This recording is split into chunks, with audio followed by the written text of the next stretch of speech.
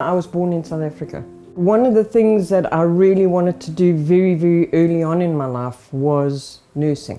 I'm what they call a pastoral recovery support worker. I was working at a private clinic. I was around about 30 years old. I was so stressed.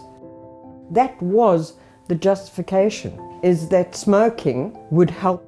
And when I finally found myself, I was smoking up to 20 a day for around about 33 years.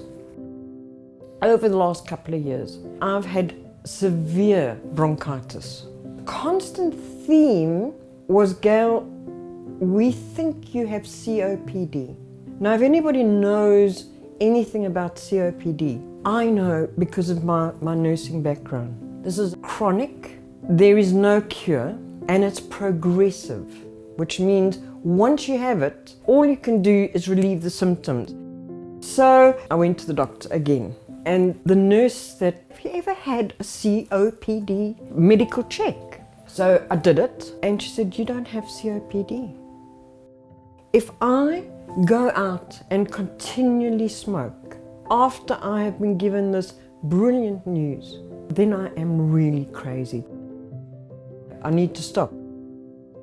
You can go to the smoking clinic, absolutely fantastic support. So it's been a year for me. I can walk, I can run and not run out of breath.